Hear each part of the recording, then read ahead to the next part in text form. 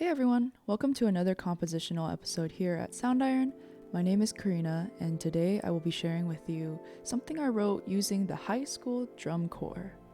As somebody who has not really experienced many drum lines in my lifetime, I decided to approach this composition from a more experimental, creative, chaotic way. I also ended up borrowing a few of the sounds from Sonosphere 4, which was recently released on our website as well.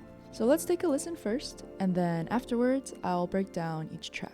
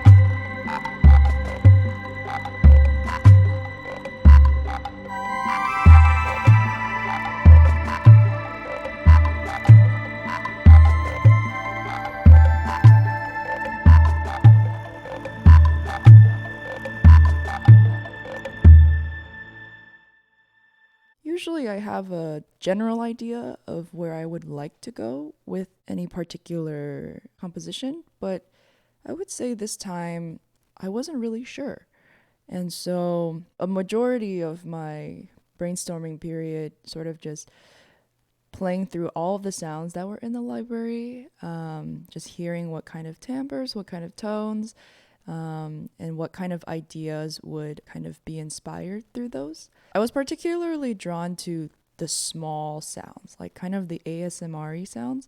For example, Domino Effect is one of the custom presets, and it is very friendly to people who don't actually play the drums because it's an ARP, and so it'll come up with a cool drum progression for you while you just hold the notes. So for example,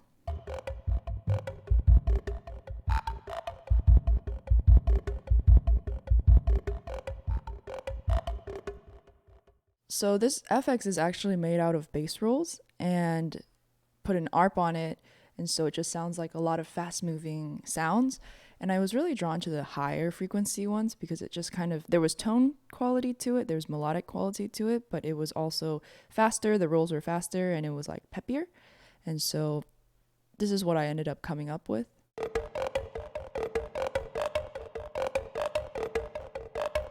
And then eventually I would just kind of stack more notes and add more notes, and then to kind of have the rhythm shift and bounce around a little bit. And I just kind of played it by feel.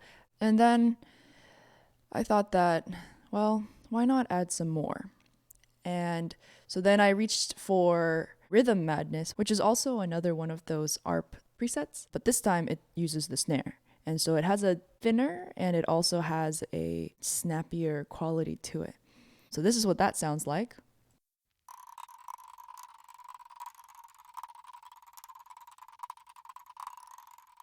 Since it's super high pitched, I made it really soft because I kind of wanted it to just like creep up onto people's ears. Like when you wear headphones, you'll hear it kind of bouncing back and forth, left and right hard pan. I used micro shift to push it farther back in the mix. And then also I use Pan Man to give it some movement, even though it's already moving, but to kind of give it an even more air between the hits. And then I EQ'd it so that only the high frequencies are being heard. And so this entire beginning part just felt more like a palette of ASMR sounds that was tickling your ears, and you don't really know why yet. To add on to this, these subtle, small, thin textures, I went for intercepting signals, which is also a custom preset. It utilizes the snare roll, but it's been distorted so that it sounds more like radio signals or static.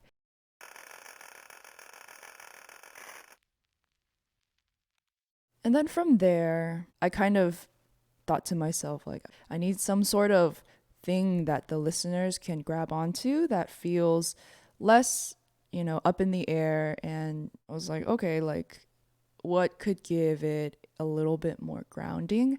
And so then I just used field bass 1 and field bass 5 to start to create this.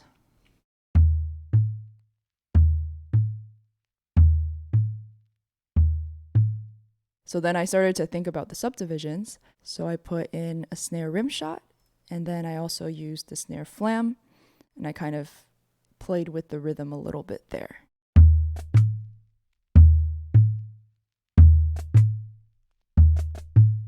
And then I just layered the snares with moments of intercepting signal to kind of, keep the cohesion going. And I also just personally really like slightly more glitchy texture, grainy texture, especially when I have something warm and lush. And then to continue adding to these like small textures, I also used addictive addition.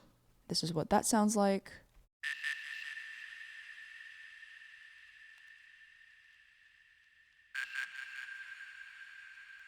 I'm not gonna lie, when I heard that, I think that was when a picture finally started to form in my mind of what this composition would turn out to be. Those echoes kind of remind me of like scary birds, in a dark forest. The bass drum started to sound more like the deep forest. The picture just suddenly started to come together like some epiphany moment. That's pretty much the whole rhythm structure of this groove.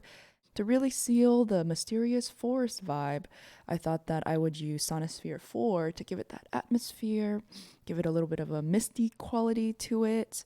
Something that was a little bit slower because there's already so much going on in the background. There's so many small sounds going on. There's so many percussive elements that I thought it would be better to keep the melody relatively simple.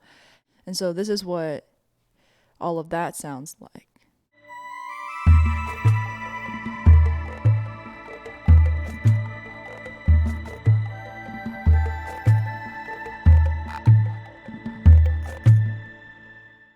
And then lastly, I used PopTunes MW to create like a low bass line.